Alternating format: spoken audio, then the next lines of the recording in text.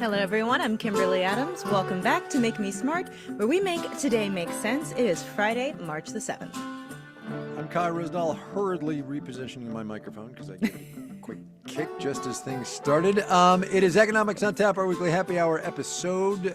We'll do some news, we'll play a game in the second half of the show after the fold. First, we will talk drinks. Ms. Adams, what you got? I am drinking my non-alcoholic wine tonight just because I don't feel like drinking this evening, just That's taking fair. it easy. Totally. So Yeah, I hear that. drinking my nice non-alcoholic wine, which I've had many a time before, and I enjoy it. What about you? I am going with what is now, I think, my 3-week in a row standby Modern Times Brewery out of San Diego. Their hazy double IPA called Dinosaur World. It's quite tasty. It's quite citrusy. It's quite nice. Quite nice. Mm. This is not a paid endorsement. Northwest Marco is Northwest Marco is drinking a bourbon-aged red wine from their Make Me Smart tumbler, which I appreciate very much. I Yes, would be rest into in a peace, bourbon, Jasper. a bourbon-aged red wine. That'd be cool. That'd be interesting. Oh, they're very good. You can get them in the grocery store. Like there's a bunch So of them, and they're nice and hefty. And do they do it like in a bourbon barrel? Is that the way they do it? they age the wine in the barrel, but it comes in a bottle. Right. Well, Yeah. yeah, no, of course, yeah. Huh. Yeah, no, they're really good. You Very can even get interesting. like bourbon-aged red wine and like a box wine too. It's tasty. Wow. David James has Hangaloma. Oh, go ahead. I'll go just because this is a mouthful and I got his name out the right way in the first place, so that's a plus. Caramel Biscuit Cheesecake Imperial Stout from Vault City Brewing in Edinburgh. That's a mouthful. I don't know about the cheesecake stout, though, just saying.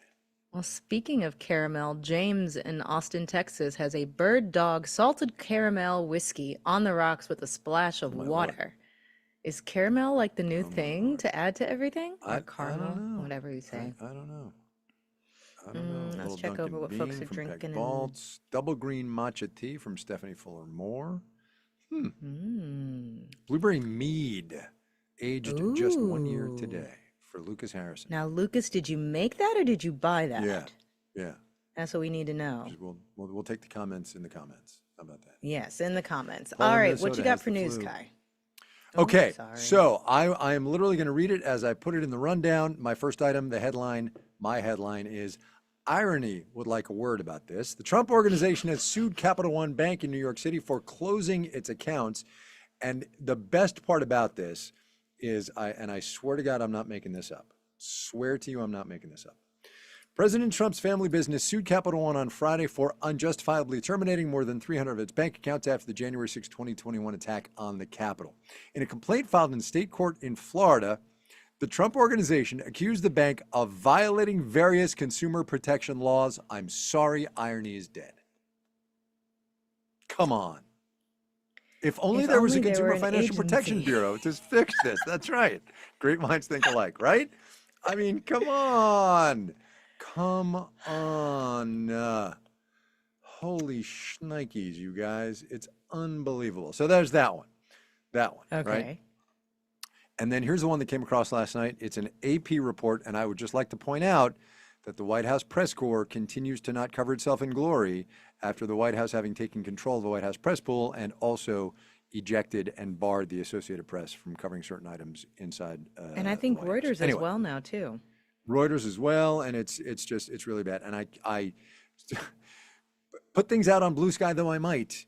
Nobody seems to be reacting. It's unbelievable. It's unbelievable. What do you So, mean the whole Washington press corps doesn't do what you say? doesn't hang on my every word. I know. It's outrageous. It's outrageous. Although I will say, let me just issue a little West Coast bias here. I will say that if I was in that New York, Washington media corridor, people would be paying more attention. I'm just saying. You think so? They would. Oh yeah, come Huh. on. There's a total East Coast bias in media in this country. Do not tell me. 100% there's an East Coast Yeah. bias. 100%. But I don't know. You're a pretty big deal. You got a pretty big following. I think they just don't want to hear it. Well, that could totally be. Anyway, so headline in the Associated Press came out last night. War heroes and military firsts are among 26,000 images flagged for removal in Pentagon's DEI purge. So they have gone through photographs and online posts among the Department of Defense archives and deleted things with what they call diversity, equity, and inclusion content, including, for example, a Medal of Honor winner whose last name was Gay. They got rid of that. A picture of the Enola Gay, which, no matter what you think of the bombing of Hiroshima, is a historical artifact, and it's just a matter of American history. That has been deleted as well because gay. So the my title for this post in our rundown was also, are they stupid or malevolent? Both can be true. It's I mean, come on. I'm glad there are so many outside groups like going through and archiving all of this stuff. But it is going to be so hard to study history, to Yes, for find sure, this yes. stuff later on. People trying to do research, people, what little research that remains after all the funding is taken Yeah, away. totally. People are going to have such a hard time finding anything with such corrupted information. They're just going to be finding Yep. dead links all the time and just Right. 404, not found. Yeah, it's 404. anyway, so those are my news items. I tried to put a little lighthearted twist on it, but it's actually deadly serious. No, there's no What fun do in you that. have? What do you Mine is also related to kind of your first one and legal matters. This is going to be super wonky, but I'm going to attempt to explain it anyway. And I'm not Okay. a lawyer, so this is a little bit challenging. So, yesterday evening, the White House issued this pair of memorandums having to do with lawyers and law firms. One of them was about this one particular law firm named Perkins Coie, I think is what it's. Yeah, Perkins Yep, Coie, I think is that's how it. you say it. Yep. And I'm reading here from Politico, a prominent Seattle-based law firm that regularly represents Democratic and liberal groups. The executive order suspends security clearances for employees of the law firm.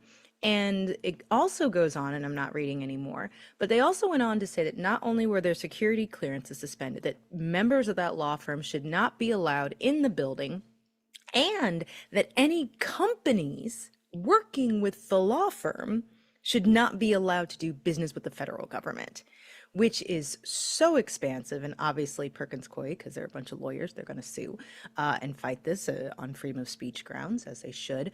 But I want you to think about what that means to not only just try to punish a company, but punish all of the companies that work with them. They are trying to destroy the business itself, right? And as a chilling effect, to warn any other law firm that might think to take up some of these many, many cases that are being filed against the administration, that this too could happen to you, that the literal president of the United States could issue a memorandum personally targeting you and your company, right? So that Yeah. memo came through. Around the same time, there was another memo that has gotten a lot less attention, but I actually think is more interesting. This one it's called, the fact sheet of it, it says, President Donald Trump ensures the enforcement of Federal Rule of Civil Procedure 65C. Oh my God. This, and I'm going to read it here, right? The Yeah. memorandum instructs agency heads in consultation with the Attorney General to request under the Federal Rule of Civil Procedure 65C that federal courts require plaintiffs post security equal to the federal government's potential costs and damages from a wrongly issued preliminary injunction or temporary restraining order. Security refers to a financial guarantee compensating the government for losses if an injunction is later found unjustified. And so this applies to all lawsuits seeking preliminary injunctions or temporary restraining orders where the government can demonstrate monetary harm from the requested relief. Okay, I'm going to unpack that because it was super complicated. When any of these groups are filing lawsuits against the federal government for, I don't know, an end to birthright citizenship or for the mass firing of federal employees, often what the courts will do if they think the case has merit is they will issue a preliminary or a temporary injunction telling the government, stop doing what you're doing while we figure out the merits of this case, or maybe even until we decide the case. in that time, while that injunction is in place, the federal government is spending money on lawyers to prep the briefs. The federal government could be spending money on things that it would otherwise not have to spend money on. Like, for example, if there's an injunction that says, no, you have to keep paying out USAID funds that you promise, and the White House is saying, no, we shouldn't have to. That is federal money that is being spent while this injunction is in place. What the White House is saying is that in every single one of these injunctions, they want the people and the lawyers and the groups bringing the case to put up money in advance for the cost to cover those potential damages. Now, I'm going to read here from a website called Law and Crime, right? Judges, however, do not have to treat the security rule as mandatory. For over 100 years, state courts in the country have operated on the idea that a bond is not a prerequisite to an injunction, with the Alabama Supreme Court endorsing the idea in 1889. Federal courts have enshrined the discretionary concept since 1961 at the latest, and recent attempts to invoke the rule have not gone well for the government. But what this memorandum says is that every time the federal government goes to court, they are going to ask those courts to force the people bringing the case to put up the money in advance. And I think that's a very big deal. I'd love for somebody with more legal expertise than me to give some context, but it seems huge to me. No, I totally agree. It is huge. And so it'll be up to the court to decide, right? Yes? Yes. Do I understand that? Okay. Yes, it is up to the court to decide whether or not to do it, but the administration is, the way this is written, Right, is is asking. as if it's a requirement and that the courts have to do it, right? Yeah, because that's the way he rolls, right? He makes things as that's if they're the way he requirement, rolls. but they're not really. Right. And so I can imagine a world in which a court says, no, we're not going to do this. The administration then goes and files a different case saying this judge violated the law or the rule because there was a presidential directive saying that they had to do this. Right. And they'll again, call it a gumming law. up the system. Right. Totally. It's like that executive order he signed the other day about making English the, official language of the United States, which is, of course, bollocks, if I may. Here's the thing that I continue to not understand, and I know I'm being naive. There are, give or take, a zillion insane things that have happened since the 20th of January. And I say insane in the framing of modern American democracy. Of that zillion, 75% of them would have been instantaneous, impeachable, and removable offenses in the Senate and House. And it's just not happening. Yeah. And it bewilders me. It honestly bewilders me. And as I said to Heather Cox Richardson when we were in Boston, how long does it take people to recognize that they are on the wrong side of history? Because it's coming, right? It is coming. But how long is it going to take? It is coming. Kimberly, I love you to death. You can't tell me it's not coming, that these people are going to recognize, and there will be repercussions for being on the wrong side of history. It might take a decade, might take a generation, but it's coming. And are they going to live that long? That's well, my I don't point. know. Are you and I going to live that long, right? I mean, No, I think, honestly. no, I'm being deadly serious here, because a lot of the people taking these actions and doing these things will not be around for the long-term consequences. It's a lot of old people in positions of authority who probably don't care. Yeah, but Marco Rubio is young, like 50, 55-ish. He's going to be around enough to pay the consequences for this. A lot of people will. And I believe that there will be a time when certain segments look back and say that, they were on the wrong side of history. But that kind of depends on who gets to write history. The winners write history. Exactly. So let's win. Okay. We're going to break here, yeah? You good with that? Yeah. All right. Break. Coming back. You know the drill.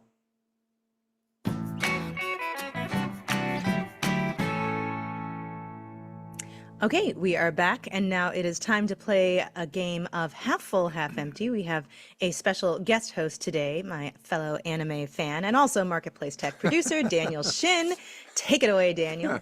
You're talking Demon Slayer before the show. We should say, as I got into the shed this afternoon at 3 minutes before showtime, put in my headphones, and Daniel and Kimberly are like going back and forth on anime, and I'm like, what are you talking about? Anyway.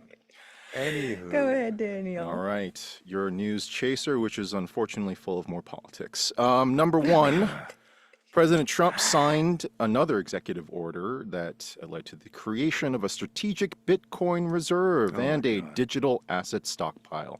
So are you half full or half empty on the creation of a crypto reserve?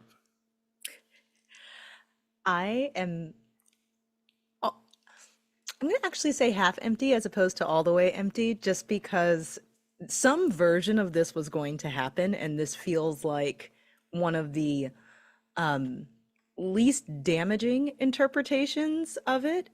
So I saw some commentary on Blue Sky earlier where someone was like, the Strategic Petroleum Reserve is in case we like go to war and need oil, right? We have strategic medical supplies. We have all these stockpiles of things for an emergency.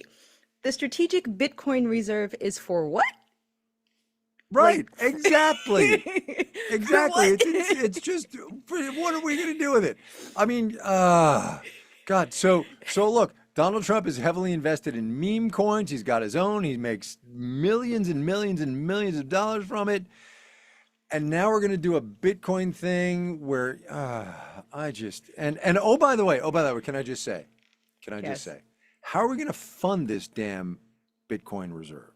How are we going to pay for it? What are we going to do? So right now they're just using seized Bitcoins, right? The which Bitcoin is that they give have or seized take from what's it like $18 billion? 200,000 Bitcoins is what I saw. Right. At $80,000 a Bitcoin today is not the reserve, but sorry, it's just it's so maybe self-dealing. this will it's so short-sighted. It's so But maybe this will like scratch the itch for them, and they'll be done with it for a while. And yes, but there's going to be a news, or there is. I don't know where his confirmation stands. New head of the Securities and Exchange Commission, who is very crypto friendly. Yeah, and that's true. I don't know. Yeah, this is the first step towards something else. Until I can go to my local Piggly Wiggly and buy a 6-pack of Modern Times IPA, or they come in 4-packs now, with Bitcoin, what are we even doing? Until my mom can figure it out. I've talked about my mom on this podcast before, right? There's no ATM card, there's no nothing, right? It's not real. It's a speculative. It's a deeply No. It's a deeply speculative asset. It is a deeply speculative asset, and you and I agree that it's a scam. But the argument that you can't go buy things with it in the public space is just not the case. There's bars, and yes, there are novelties at this point. Sure. But are there 5 in the United States? Yes, of course. But come on. Truly, until everybody can go to every Piggly Wiggly and use Bitcoin, what's it even good for? Okay. All right. What's the next one, Daniel? Just going to put Kai down for half empty on that. Second topic from Marketplace's Daniel Ackerman. Dunkin' is dropping their surcharges on drinks that use non-dairy milk. Are you half full or half empty on the push to end non-dairy surcharges? Wow. I don't know. Didn't even know this I was am happening. half full as a lactose intolerant person, always having to pay more for all the drinks. So half full. Yep. Yeah, I'm with Kimberly. Sure, absolutely. There should not be surcharges on all of that stuff. That's silly, for sure. Well, I mean, I can appreciate the argument that for a very long time, oat milk, soy milk, and almond milk, all of these things were markedly more expensive than milk and other traditional creamers. And so from a business perspective, you would charge more because the products themselves were more expensive. And I have to imagine that now, like, the economies of scale are good enough to where it's marginal at best. Yeah, I think that's right. All right. Number 3. All right. Amid all that tariff uncertainty this week, Fed Reserve Chair Jerome Powell said the central bank is well positioned to deal with the risks and uncertainties and can wait for greater clarity. But what about you two? Are you half full or half empty on President Trump's tariff whiplash? Oh, very interesting. So Powell gave a speech today in which he basically was very Powellian and said, "Yeah, everything's, we've got a good grip on it. Everything's okay. We're going to be good. The economy is strong."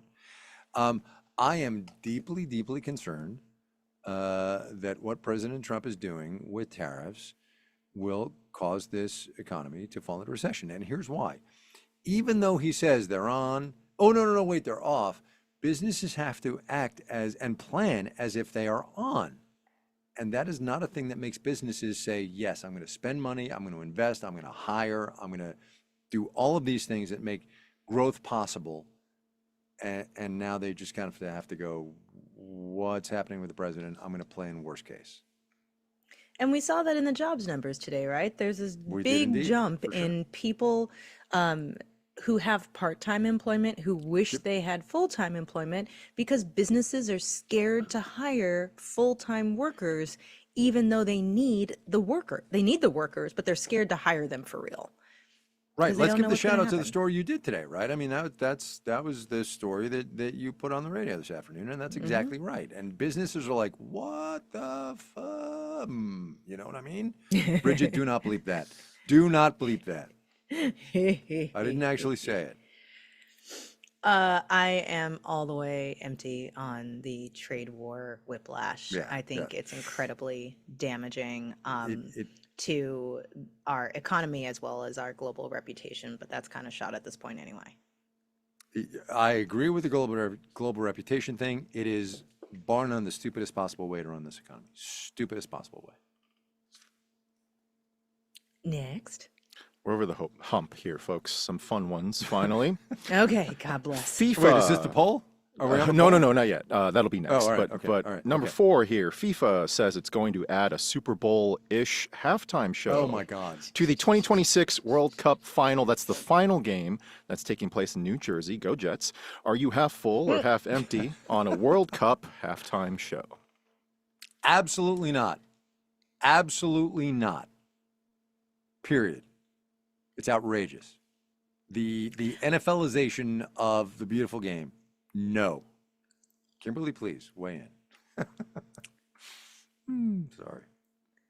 I am half full because all of our concepts of halftime shows at this point are very Americanized because it is such an American thing. I'm very interested to see like what other countries might do with it. I imagine it'd be very similar to like Olympics opening ceremony type stuff. And, people need to get up and move around a little bit. They need a break during the beautiful game. Okay. So here's what's what with soccer. And as you will discover when you go to a soccer game, When I go to Right, a as we soccer talked game, about which with I Julia will, Ehrman. I've gotten all the messages The- on social media. good. The most beautiful part about the beautiful game is that it starts, you go 45 minutes, you get 15 minutes to get up and go take a pee and buy a beer and do whatever you need to do, buy a pretzel, you sit down, it takes 45 more minutes, and then you are done. Let us not screw with that. It works. And look, I enjoy a baseball game and I enjoy a football game, but do you have 3 hours? I don't know. Yeah, I remember when they shortened the baseball games because people could not deal with how long they were Right. anymore. Right. Edward Martinelli I'm says, saying. I'll go to a soccer game right after you watch the Never Ending Story. No, I'm Shut not up, waiting Edward. on We're going to that. throw you out of the chat. We're going to throw you out of the chat. Thanks for coming. I appreciate your patronage. You're dead to me. Daniel, poll, yes? Yeah, the poll. So, All right. last topic. The New York Times has a tech column out this week encouraging you to let an AI plan your next vacation. There are a lot of AI travel planner websites out there, apparently, though they do say wow. you should double check everything once you're done. Are you half full or half empty on letting an AI plan your next travel plans? Oh, that's interesting. Hmm. The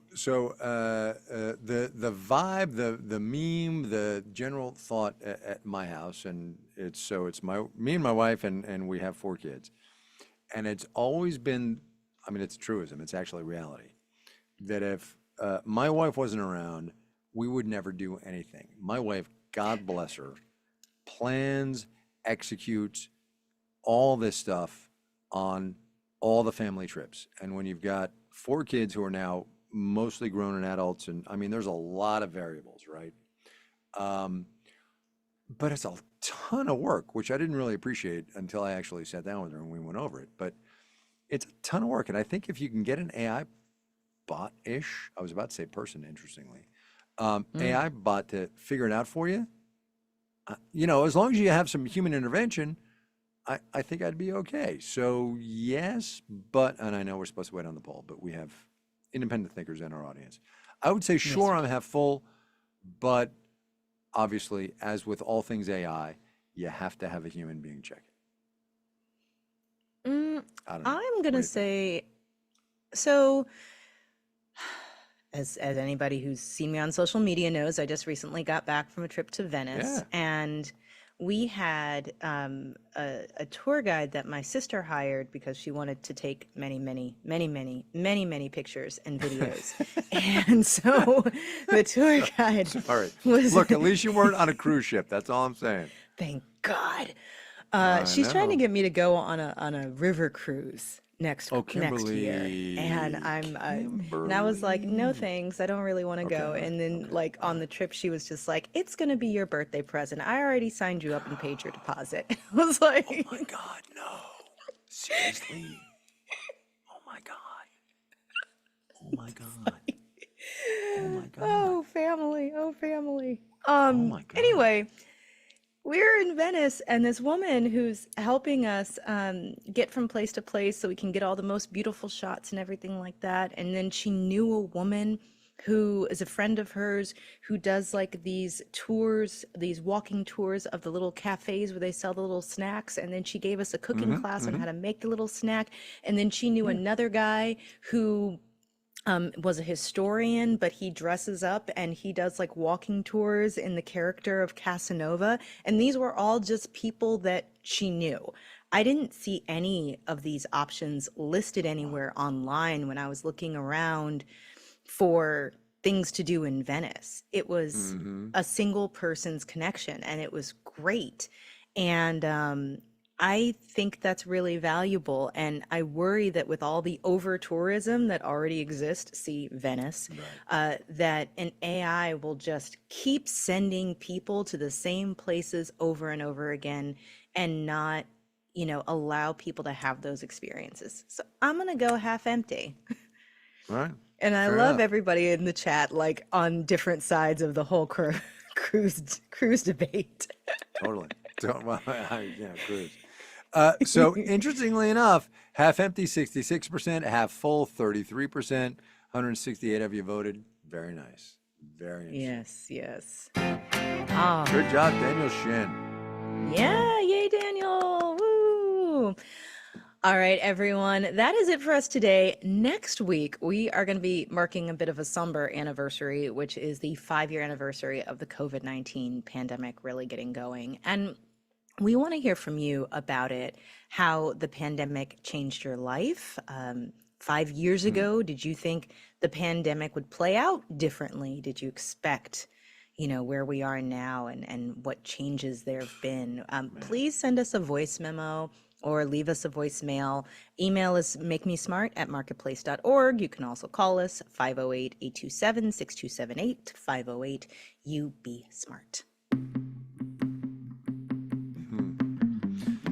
We went long today. Daniel, Make Me Smart is so produced much by love Courtney in the Bergseeker. chat. I know. Intern is Ohamalik. Today's episode was engineered by Charlton Thorpe. The team behind our Friday game is Emily McCune, Jamila Huxtable, and Antoinette Brock. Marissa Cabrera is our senior producer. Bridget Bodner is the director of podcasts. And Francesca Levy is the executive director of digital and on demand. Neil Scarborough We went long. does. Oh no, sorry, just kidding. Wrong day. Wrong day. Sorry. Just kidding. We went long because it took me so long to explain that legal thing that I Well, barely managed no, it was myself. super important. It was super important.